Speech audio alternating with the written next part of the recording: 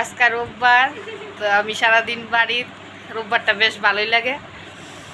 ছোট্ট বাচ্চারা যেমন মানে পড়াশোনা ফাঁকি দেওয়ার লেগিয়া বা না করার লেগে রবিবার দিনটা আইতো অপেক্ষা থাকে, আমারও ঠিক রবিবার দিনটা আমার লেগে আমি অপেক্ষা থাকি সারা সপ্তাহে। তো আজকে আমার ছোটো মেয়ের 3 জন বান্ধবী আইছে, তারা এই যে সুস্মিতা না, সুস্মিতা, অনিন্দিতা আর প্রিয়াঙ্কা, 3 জন বান্ধবী আইছে।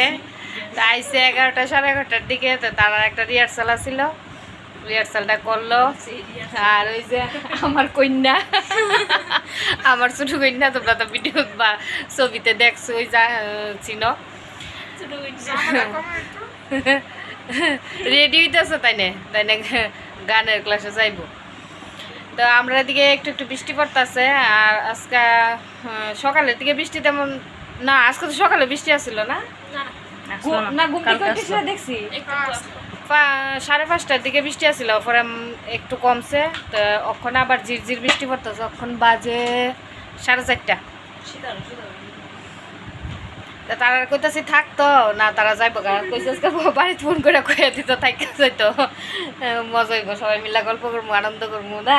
হ্যাঁ থাকবো নি, আরে মারে ফোন করে কয়ে দো আর থাকা যাও। তো তারা কইতাছে থাকতো না, তো কইছি এক্সাম শেষ হলে একদিন আইতো, আয়া থাকতো, আইবা কিন্তু, হ্যাঁ কথা দিছো কিন্তু ভিডিও এটা থাকবো।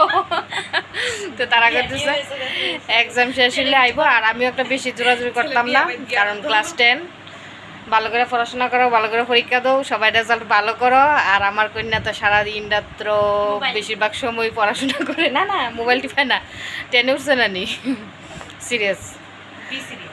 আচ্ছা, তাহলে আজকের ভিডিওটা এখানেই, সবাই ভালো থাকবো, যে যেখানে থাকো সুস্থ থাকো, ভালো থাকো।